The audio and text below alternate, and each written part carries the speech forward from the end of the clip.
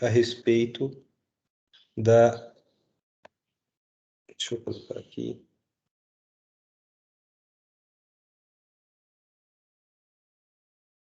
A respeito de circuitos e princípios de medição. Na aula passada eu apresentei o material e agora eu quero saber se vocês têm alguma dúvida a respeito dele, porque segunda-feira eu já vou lançar a terceira lista de exercícios que vai incluir essa parte de circuitos de medição. Alguma pergunta?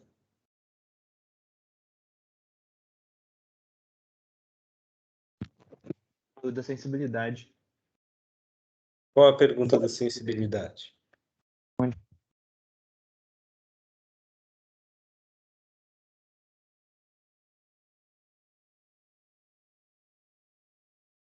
Pode repetir?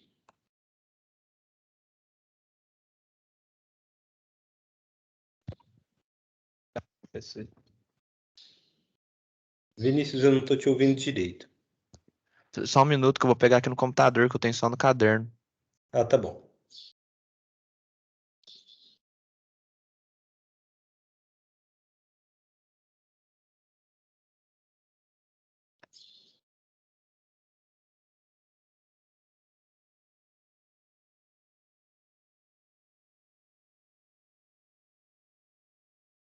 Aqui, onde você fala que a sensibilidade vai afetar na voltagem, que é medida na ponte de Wheatstone.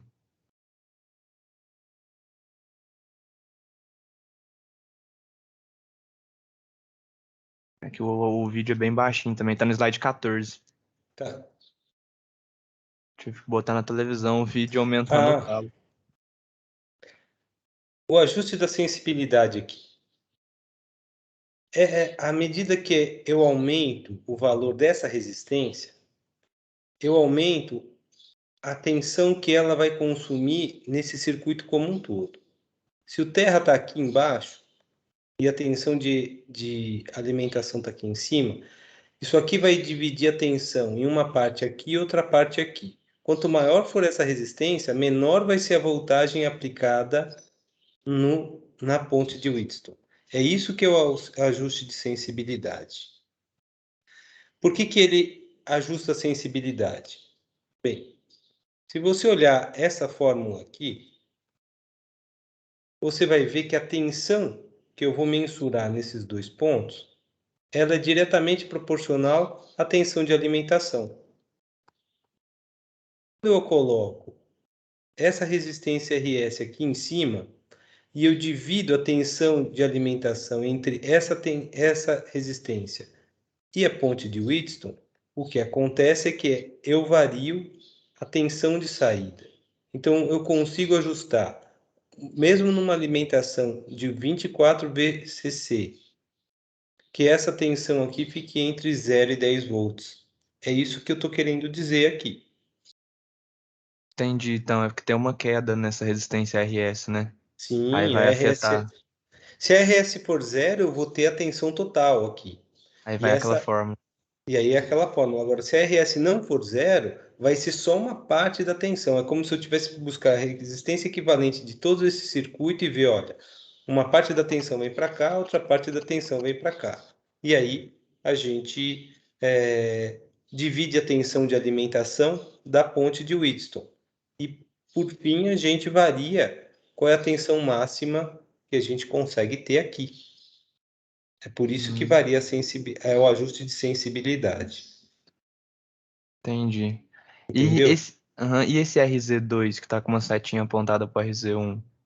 Não entendi essa notação. Olha, esse RZ2 é simplesmente semelhante a esse resistor aqui, que você ajusta qual é o valor dele, o RZ1 também. Ele vai ajustar o zero.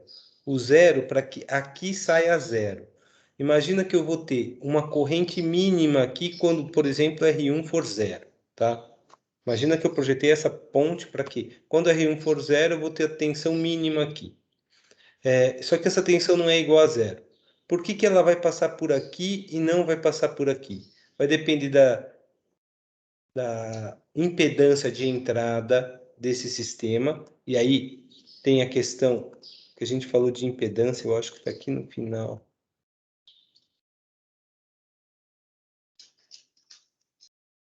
E a regra é que a impedância de entrada tem que ser... está no início. A impedância de saída tem que ser muito maior que a impedância de entrada, não é isso? Em algum lugar eu coloco isso. Que a impedância de saída tem que ser muito menor do que a impedância de entrada. E aí o indicador não altera a saída do condicionador. Tá vendo aqui? O indicador, se tiver uma impedância, ou seja, uma resistência muito elevada comparado a essa saída aqui, ele não vai comprometer a saída do condicionador. A mesma coisa acontece aqui, é a mesma ideia. Se esse RZ2 for muito maior do que a impedância de entrada, ou se esse cara for muito menor que a impedância de entrada dessa mensuração, por isso que eu tenho que ter uma resistência aqui, ela tem que ser baixa. Ela não vai interferir nesse sistema de medição. Só que ela faz com que, com esse regulador esse potenciômetro que está regulando o valor, ele também interfere na alimentação do sistema e faz com que, ao invés da corrente vir para cá, ou a tensão vir para cá, a tensão vem para cá e zera totalmente essa saída aqui. Simplesmente é isso. Entendi. Entendeu? Uhum. Tem que ser pequeno para não ter queda, então, no RZ2. Tem que ser pequeno o RZ2 para não ter queda no V. Mas quando ele é pequeno, faz com que toda a tensão venha para cá. E aqui fique com o zero. Toda a corrente venha para cá. E aqui fica com zero de corrente. Tá? E se isso aqui for muito grande, toda a corrente vem para cá. E aí, isso aqui fica com corrente zero. E assim você Entendi. ajusta esse cara aqui para que o sensor, imagina que está em R1, no valor mínimo, tem um valor real igual a zero mensurado aqui. E esse cara ajusta para que a saída máxima dessa resistência tenha uma tensão máxima aqui. Entendi. Valeu. E esse cara aqui consegue amplificar o sinal desse sujeito aqui. Aqui eu não estou mostrando onde está o sensor, tá? Aí poderia ser Mas qualquer um desses R1, R2, R3 ou R4, né? Qualquer um deles. exatamente. Entendi. Mais perguntas?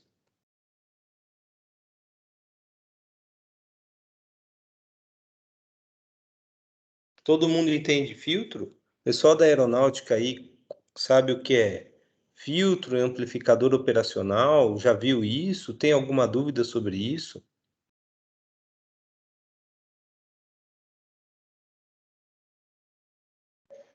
A gente da mecatrônica, a gente faz um filtro, né, em eletrônica básica, com galo. Fez um filtro na época no laboratório. Foi um filtro de segunda ordem? Era passa baixa.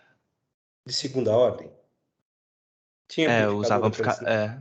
Usava amplificador profissional. Fui eu que Aí, pedi. a gente ainda colocava um que era só a base, aí dava pra trocar o circuito integrado, só tirava ele por cima, assim, de encaixar. Uhum. Mas fui eu que pedi para o Galo dar esse exercício para vocês, para chegar nessa aula aqui, e quando a gente falar de filtro, e filtro de segunda ordem, vocês já tenham tido experiência em como é que se projeta e implementa um filtro como esse. O módulo 3 a gente vai trabalhar com um filtro como esse, e a entrada EI aqui vai ser um sinal conhecido, senoidal ou quadrado. Você já pode ler lá o módulo que você vai ver. O filtro tem uma frequência de corte que você mesmo calcularia. Isso não dá para a gente fazer em aula remota, porque é visual. A gente fica olhando no osciloscópio, pegando os valores de qual o valor da entrada, qual o valor da saída, calculando o, isso em decibel, um sobre o outro em decibel, para ver quando é que tem a queda de 3 dBs e aí falar, essa daqui é a frequência de corte. Mas a frequência de corte que ele foi projetado é para 5 kHz. Colocando uma onda de 2, eu vou ter um resultado de 2 na frequência, na transformada de Fourier. Colocando uma frequência de 8, eu vou ter uma frequência fantasma em 2. E aí você vai poder visualizar que tem uma resposta em 2 kHz. Só que você sabe que o sinal é de 8 kHz. E os sinais quadrados, eles são uma composição de várias frequências. A frequência principal, 3 vezes ela, 5 vezes ela, 7 vezes ela e assim ao infinito.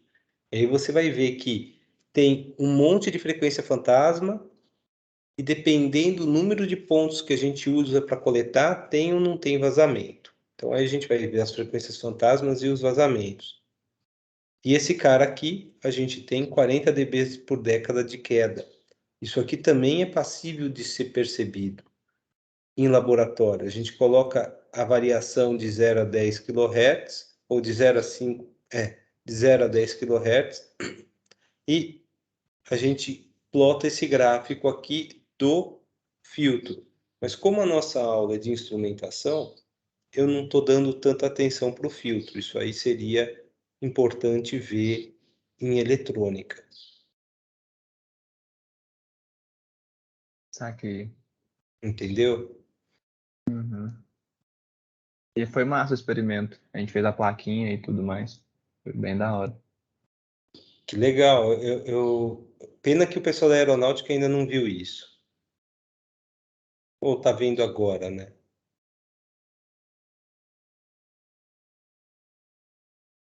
Vocês têm mais dúvidas, pessoal? A parte de amplificador operacional, tudo tranquilo aqui? Os tipos de circuito, circuito inversor, circuito não inversor, amplificador diferencial e amplificador de instrumentação. Esses 4 circuitos, tudo bem? Tá claro isso aqui?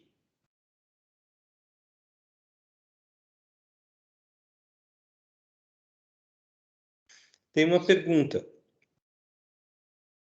Onde eu colocaria num circuito inversor simples o sensor? Em qual dessas 3 resistências? R1, RF ou R2?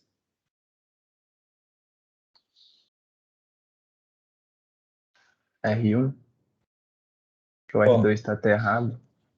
tá vendo que o ganho do sistema de saída sobre entrada é aproximadamente menos RF sobre R1? Se eu colocar no R1, a saída do meu sistema vai ser inversamente proporcional. Se eu colocar em RF, a saída vai ser diretamente proporcional. Claro que vai ser invertida. Então, é melhor colocar em RF do que colocar em R1. Ficou claro isso aí, gente? Entendi. Entendeu? Se a gente pegar o circuito não inversor, é a mesma coisa, tá vendo? É 1 mais RF sobre R1. Dá para amplificar bastante o sinal aqui? Dá. Principalmente se R1 for muito pequeno e RF for muito grande. Só que normalmente um sensor trabalha de 0 a 256 ohms.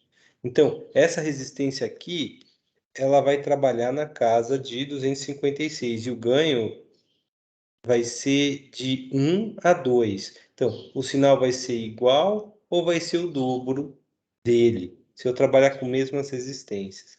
Mas daí eu tenho que ver se as regras das impedâncias não vão ter problema, porque o, o que rola é justamente que R1 tem que ser muito grande para não ter problema no circuito como um todo. E aí esse fator RF sobre R1 vai ser muito pequeno, apesar de estar usando um amplificador operacional. Bem, tem também a parte dos laços de corrente e aterramento. Todo mundo entendeu essa parte de aterramento aqui? Alguém quer perguntar algo sobre isso? Professor, eu nem sabia que tinha como ter voltagem, ter tensão Aterramento. Bem, como é que é feito o aterramento, Vinícius? Você sabe? Ué, bota no ground. Como é que você monta um ground na prática? É o neutro, é onde tem. É o comum para todo mundo. Na Bem, prática. eu tô te perguntando uma coisa, você está me respondendo outra. Eu tô perguntando como é que eu construo isso. Ué, você pode colocar um ferro no chão mesmo e lá ser o comum para todo mundo. Você coloca um ferro no chão. Você faz um buraco, tem profundidade em norma, às vezes são 5 metros. Normalmente não é ferro, é uma haste de cobre. A terra que você vai colocar em volta, você tem que deixá-la ionizada, então você vai misturar com algum tipo de sal. Você vai socar aquilo ali. E normalmente não tem só um, são vários, dependendo do tamanho do edifício. E o que a gente está vendo aqui, esse tensão de modo comum, entre um ground e outro, é que pelo solo acaba criando uma corrente elétrica entre um e outro. E isso desestabiliza todo o sistema. A gente vê, bem, eu vi isso na prática quando a gente desenvolveu um robô de 2 rodas, tipo Segway, e a gente começou a fazer o controle dele. Então a gente desenvolveu todo o projetinho do robô e quando começou a tentar usar, não funcionava. Simplesmente porque a gente colocou o terra não junto com a carcaça. E aí tinha alguns locais que tinham correntes parasitas. Isso zoava todo o sistema microcontrolado. A partir do momento que a gente pegou toda a estrutura que era metálica e usou ele como terra, a resistência dessa estrutura é altíssima. Então, a corrente que passa por lá é minúscula. E aí parou. Foi como se a gente tivesse colocado esses dois caras aqui e reduziu bastante a, a, o erro devido à tensão de modo comum, semelhante ao que a gente está vendo aqui. Olha os valores das resistências aqui como são baixos. A gente estava alimentando com 5 volts e tinha uma pilha fazendo isso. E quando a gente colocou isso, o terra na estrutura, a gente colocou resistências altíssimas assim, e por mais que eu tivesse uma pilha de 12 volts aqui trabalhando com 5, não gerava problema de tensão de modo comum. E o sistema passou a funcionar. Isso foi o que eu vi na prática. Por que eu falo isso? Porque é bem provável quando a gente for fazer algum projeto, vai ser o projeto de algum veículo, seja terrestre ou aéreo. Toda a estrutura, toda a carcaça do veículo tem que ser o terra. Tudo tem que estar aterrado lá. Se a gente for fazer algum projeto industrial, a gente tem que se ater ao sistema de aterramento se for usar algum tipo de comunicação via cabo, seja qual for. O maior problema que a gente tem em redes industriais é o fato de não ter um sistema de aterramento adequado. E aí o sinal se perde ao longo do tempo. E aí começa a funcionar e de repente o sistema de controle para de funcionar por causa do sistema de aterramento que não é adequado. Então aí você tem que ter algum especialista sobre aterramento para fazer isso, ou trocar tudo por sistema sem fio. E o sistema sem fio ainda está em desenvolvimento. Bem, mais perguntas, gente? Sir, a lataria do carro, ela serve como terra. Mas ela é igual uma gaiola de Faraday, não é? Que a Ela galera é. fala que se você ficar lá dentro, se você tomar um raio, a, a carcaça vai ser como se fosse uma gaiola. Ela vai estar energizada, mas você lá dentro não fica energizado. Isso Isso. atrapalha alguma coisa? Porque, Não, não? não, isso até melhora, reduz a, o efeito de ruído externo no seu sistema de controle. Só que se você não aterra todo o seu sistema na carcaça, você vai gerar corrente parasita ou capacitância parasita entre os componentes eletrônicos e passa a dar sinais de sensores inadequados, comandos inadequados para o atuador. O microcontrolador passa a não entender se que foi acionado um botão ou não, sabe? Entendi, Ele ajuda duas vezes. entendi. Valeu. De nada. Mais perguntas, pessoal?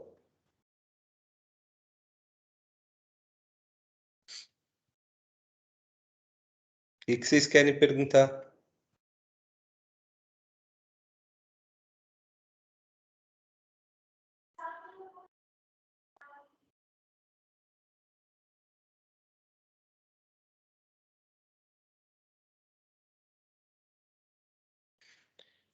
Bem, pessoal, eu estou organizando uma apresentação extra para vocês na semana que vem, né?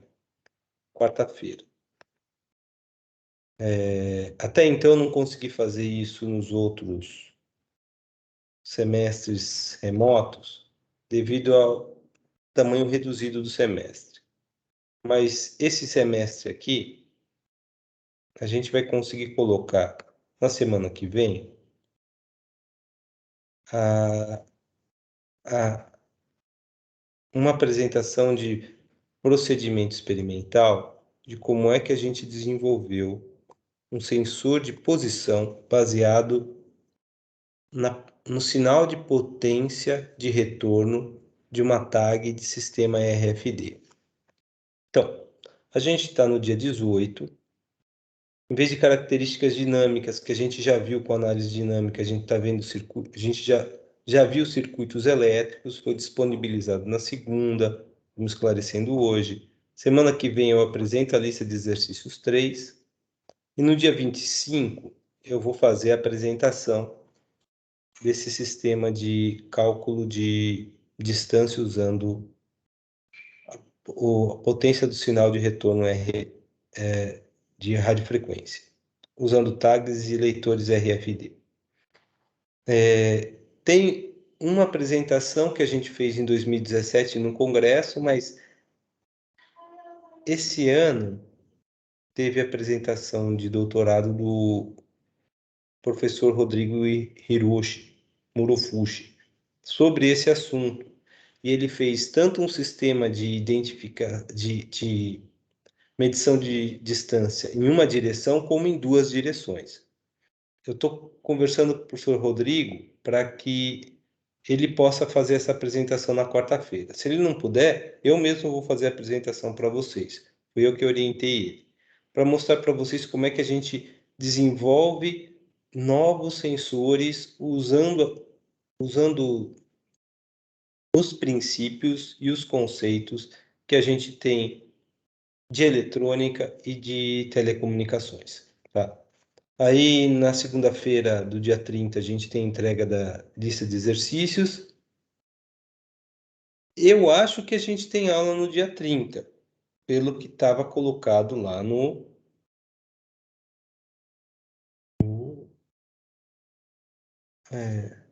fugiu agora o nome, o calendário acadêmico. Dia 31 é feriado. E dia 1º de setembro tem o primeiro questionário que vai cair. Tudo que a gente viu até aqui são os conceitos de estatística, conceitos de análise estática, dinâmica e conceitos de circuito elétrico para instrumentação. Vocês têm alguma pergunta para fazer sobre isso? O andamento da disciplina? Vocês acham que está adequado? Tem muita matéria? O que é que vocês estão achando? Ah, tá de boa, assim, a explicação é bem explicado nos vídeos, você tira dúvida, tudo bem tranquilo. Os módulos práticos estão ajudando? Então, tá, eu fazia tudo no Octave, eu tô tentando fazer no Excel, porque é mais usado na vida real. Uhum. Eu não sei se vai dar para fazer transformada de Fourier no Excel. Que função você usou? Qual? No Excel? É, Eu fiz só aquele último, o segundo laboratório, o segundo módulo, fiz só o final dele. Não, entendi. era as listas, né? Não era os laboratórios. Ah, entendi. Nas listas eu fiz no Octave. Entendi. Os módulos, quer dizer, eu fiz no Octave. Agora eu não sei se é a lista ou se é o módulo. Não, a lista eu fiz no Excel. O módulo Tá, eu fiz no Octave. entendi. Que a gente fez em grupo. As listas sozinho, Sim. individual.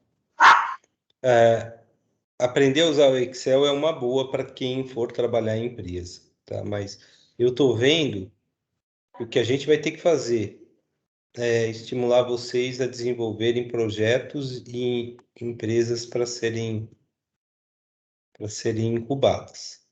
É a melhor forma da gente conseguir ter algum benefício com essa nova revolução na indústria, porque muita coisa tem que ser feita e produzida e desenvolvida, tá? Mas em breve a gente vai mostrar, a gente deve disponibilizar um laboratório, faça você mesmo na faculdade.